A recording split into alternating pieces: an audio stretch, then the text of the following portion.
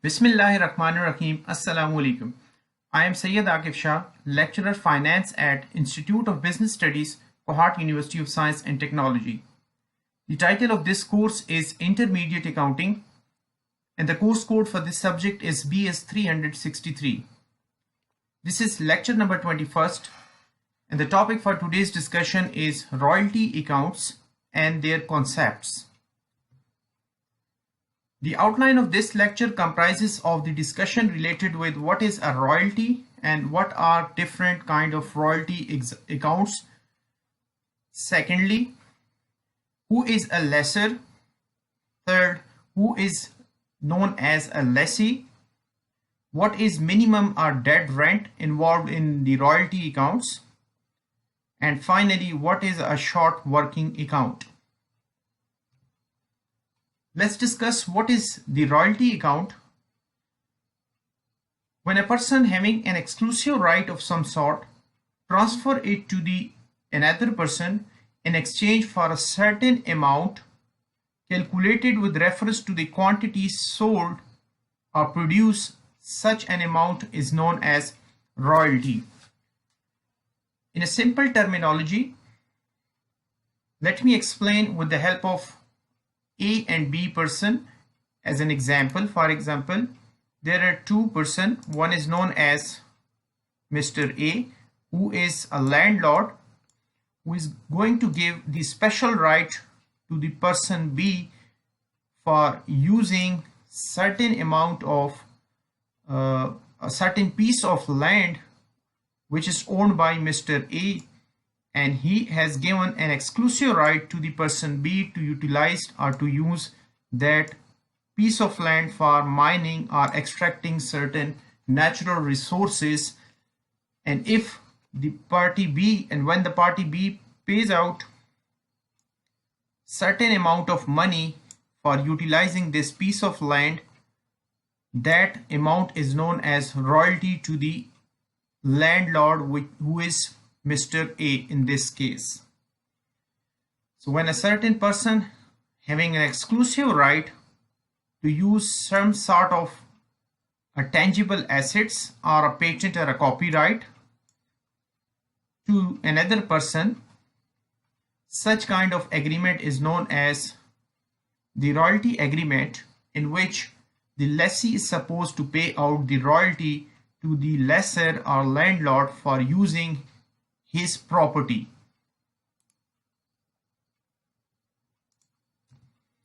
So we can see that the person who surrenders the right, who is owner of the asset, as in the example A and B, what we have discussed for instance before, is known as lessor. In short way, I can say that the landlord or owner of the asset is known as lessor in this agreement. The person who makes the payment for using that specific assets in order to generate the revenue, that person is known as the lessee. So basically we have two parties. In the previous example, Mr. A, who was a landlord, is known as lessor in the agreement, and the party B, who was utilizing and using the piece of land for mining purposes, is considered as lessee in that agreement. So we got two important parties. One is known as lessor, who is also known as a landlord, and second one is known as lessee, who is going to use that specific asset for generation of revenue or profit. So the royalty is received by the lessor, who is known as landlord, because he has provided the specific asset for mineral extraction, or to use the copyrights for publication of any specific book. They might have sanctioned the patent rights to the lessee for manufacturing certain goods or services. So basically the lessor is a landlord and the royalty is received by him, whereas the royalty is paid by the lessee, who is the second person in party B, who is going to utilize that specific asset. So therefore he is the one, or that person is the one, who is supposed to pay royalty to the landlord. So basically it consists of two parties. One is party A, another one is party B. One is the lessor, another one is lessee, who are going to have an agreement between each other to use certain kind of a tangible asset known as a piece of land. They might use patent rights or copyrights for the sake of generating revenue for the company or for the business, and then utilizing or using that resources, the party B is supposed to pay out certain amount of money as royalty to the lessor or landlord. So basically this lecture covers this phenomena and concept in detail. The royalty payable is in the following cases. Number A, right to extract some mineral, oil, such as oil, to extract coal, or to extract the stone from the land is known as the first case where royalty is supposed to be paid to the lessor. Second one is right to use certain patents for the manufacturing of articles. For example, in Pakistan, normally Pepsi and Coca-Cola sanction provides the patent rights to the manufacturers or subsidiaries working in Pakistan to manufacture their product. So such kind of patent and licensing is known as right to use patent for manufacturing certain commodity articles for the sale purposes. And the Pakistani subsidiaries then later on paid out royalty fee to Coca-Cola or Pepsi. C case says right to publish and sell the books under a copyright. Now the author can also sanction the right for publication of his book or any other specific journal. In that case, the author is known as lessor and the publisher is known as lessee, who got the copyright from the author for publication of books which could be later on sold to the journal public for the sake of earning profit.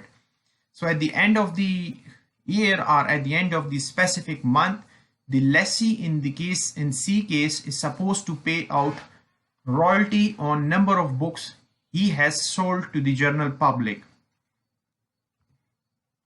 So basically the principal form of royalty comes from mining royalties. When you are going to extract certain kind of minerals or material from land, that is known as mining royalties. We got the patent royalties when a certain company has given the patent right and permissions to the another company working in another country of the world. Such kind of royalty received by the original parent company is known as patent royalties. And C, the copyright royalties, what we have discussed, to give the right for the right to the publisher to sell out any specific author's book to the general public for the sake of earning profit. So we can say that royalty is an income. We got two perspectives. Royalty is an income for the owner of land, manufacturing of certain product, who originally invented that product and then patent it from the relevant bodies so that nobody should copy their formula. And similarly, it is an income for the author of the book. However, the same royalty according to the another perspective, that is with respect to the lessee who is going to take that land or patent rights or the copyrights for the sake of earning profit, is known as an expense. So the royalty could be an income for the original owner and it is an expense entry for the lessee. Therefore, it is debited in the books of the party paying it. Suppose we have two parties, one is A and the other one is B. The party who is going to pay out the royalty to the landlord is going to debit this royalty in their books because they are paying it and it's an expense to them. However, it is credited into the party's book who is receiving it, because royalty is income for the party A, since it is receiving or he is receiving this royalty payment, and the party B is actually paying out the royalty. Therefore, party B is supposed to record the expense entry against the royalty payment. Let's discuss the concept of minimum or dead rent. It is the amount that must be paid to the lessee, must be paid by the lessee to the landlord. While having an agreement between landlord and lessee or lessor and the lessee, there is certain amount of minimum or dead rents which has been settled down or have been agreed upon by the two parties at the start of agreement. Whether the mine is work out or not, the lessee is supposed to pay out that minimum rent to the landlord, and we will discuss with the help of example that will explain it in more detail. The other name used for that minimum rent or dead rent for using that specific mine is known as fixed rent, sleeping rent. We can also call this minimum rent as a fixed rent or a sleeping rent or a certain rent. The main aim of dead rent or minimum rent to be settled or agreed upon is to provide a regular income to the landlord irrespective of the fact the mine is in working condition or not. So the royalty is calculated on the basis of output of the tonnage of the mine. Let's suppose we have taken example of a mine. So the minimum rent surfaces only if the royalty falls short of the minimum or dead rent. It will further be explained in the coming few slides that when the royalty calculation is less than the minimum rent paid, then the phenomena of minimum or dead rent arises. Let's take an example. Here Mr. A, who is known as, has taken a lease of mine with a minimum rent of 15,000 rupees a year with a rate of royalty of rupees 2 per tonnage. Here Mr. A is lessee because he has taken a lease of a mine and supposed to pay out 15,000 rupees minimum per year. However, the royalty rate for per tonnage of extraction from this mine is rupees 2. If during the first year tonnage raised from the mine is 6,000 ton, then the royalty of rupees 2 per ton would be 12,000 rupees. Here we can see that the company or Mr. A has extracted 6,000 tonnage of minerals from the mine, which is need to be multiplied with rupees 2 per ton, and it has created the 12,000 of royalty expense, which is quite lower than the minimum rent supposed to be paid out to the landlord. So therefore in this event the lessee, who is Mr. A, would require to pay the minimum rent of rupees 15,000.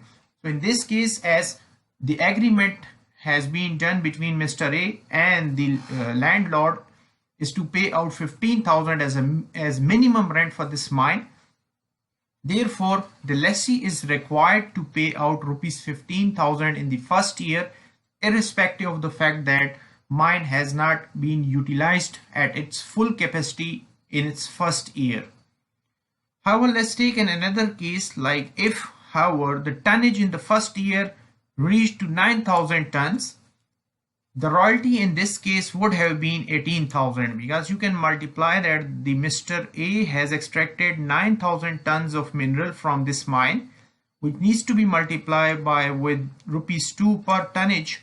So therefore the overall rent for this mine will be 18,000 rupees. So in this case the lessee would be required to pay 18,000, not the minimum rent, because the rule says, or the agreement has clearly stated, that the minimum rent should be paid as 15,000. However, if the lessee has utilized the mine quite in larger capacity and has earned the maximum profit, then the lessee is supposed to multiply per tonnage rupees of 2 with the total number of extracts, which is 9,000 in the second case. So therefore the lessee is required to pay out 18,000 rupees for the first year of rent for utilizing that mine. So the conclusion is, when the royalty is less than the minimum rent, the lessee pays the minimum rent. But when the royalty is more than the minimum rent, as in the case of 18,000 and then 15,000 is the minimum rent, then the lessee is required to pay that royalty fee, which is rupees 18,000. Here come the phenomena or concept of short working. When the royalty is less than the dead rent, like in the previous case we had 12,000 rupees royalty and the dead rent was 15,000, the difference is called short working. Since the royalty was 12,000, however the minimum rent was 15,000, therefore the lessee was required to pay out the minimum or dead rent. The difference between this 12 and 15,000 is known as short working. So this is usually during the course of a couple of initial years, since the company is unable to utilize the mine at full capacity.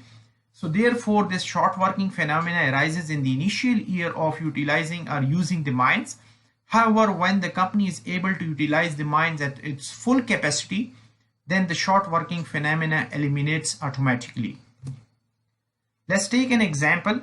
For instance, Mr. A, the landlord, in this case, in this example, Mr. A is a landlord who gives his land on lease to Mr. B on a minimum rent of 10,000 a year. The actual royalty in the first year comes to 8,000 rupees. Now the lessee has to pay 10,000 rupees of minimum rent since there is an agreement between the two parties. So the deficiency of rupees 2,000, which is supposed to be paid out of the pocket or personal income of the lessee, is called as short working.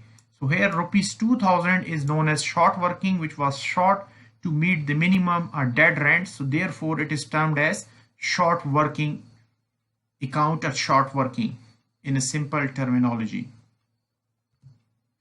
What is a surplus royalty? The surplus royalty is the excess of royalty over the dead rent, may be called as surplus royalty. Let's take an example. For instance, if when the minimum rent or dead rent is rupees 10,000, as previously the case is, and the actual royalty earned by the lessee is rupees 15,000, since it might be possible that the lessee has utilized the mine at its full capacity or at its maximum capacity, and when the lessee multiply the per tonnage usage of that mine with the total number of tons of mine's extraction, then the royalty come up with 15,000. So in this case, the formula says that your lessee is required to pay out 15,000 as rent or royalty expense or royalty fee to the lessor or landlord. In this case, the surplus is rupees 5,000, the actual royalty minus the minimum rent or the dead rent. So this was the actual royalty.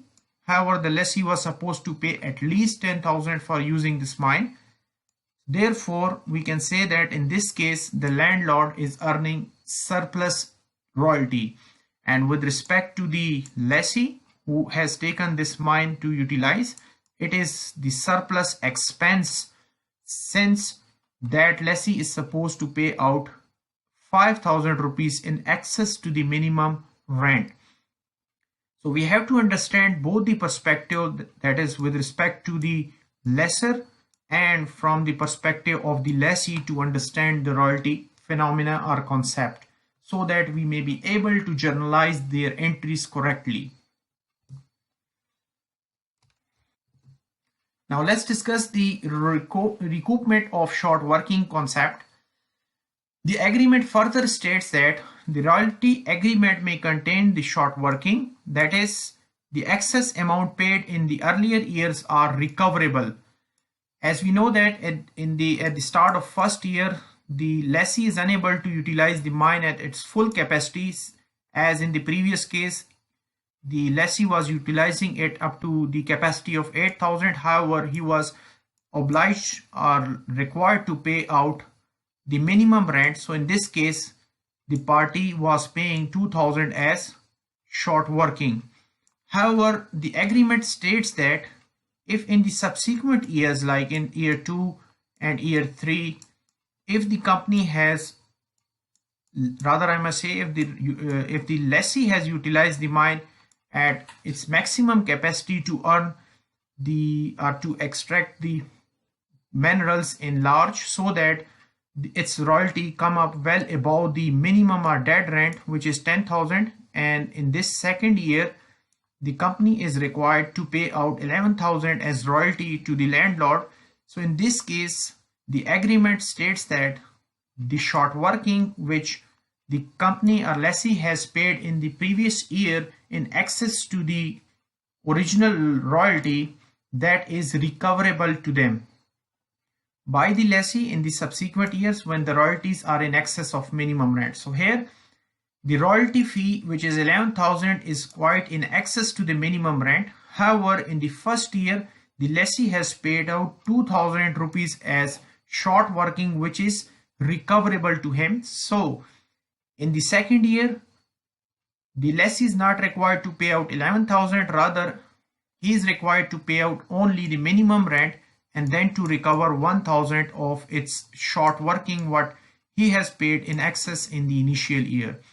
Similarly, in the subsequent year, if the company has earned suppose 14,000, or I can say that the landlord has earned 14,000 royalty because the company has utilized further the mine in its larger capacity and its royalty fee has come up to 14,000.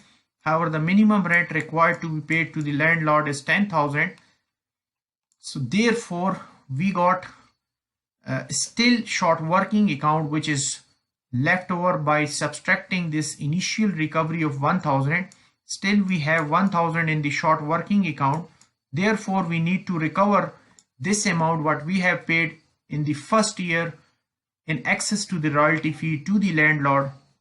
So therefore after recovering once again 1,000 of this short working, we have to pay 13,000 rupees as royalty to the landlord rather than to be paid 14,000, and hence we have recovered our short working what we have previously paid in excess to the royalty to the landlord. So when such kind of phenomena and agreement exist, it is known as recoupment of short working by lessee, because the rule allowed the lessee to recover its short working in the subsequent years after utilizing the mine in its full capacity.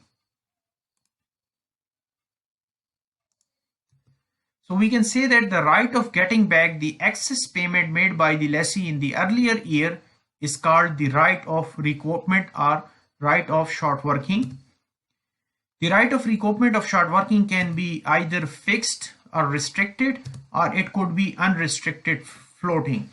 In the restricted case, the lessor, who is the landlord, could restrict only 1 or 2 years for recoupment of the short working.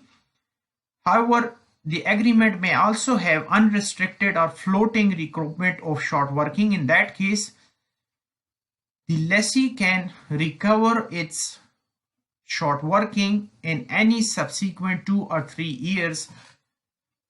In that case, it is known as unrestricted or floating short working. So this was all about the theoretical phenomena and the rules and regulations pertaining to the royalty accounts and its concept. Thank you very much for listening to this lecture. If you have any question, feel free to ask on KCMS, or you can also email me on my official email address. Good luck for the day. Allah Hafiz.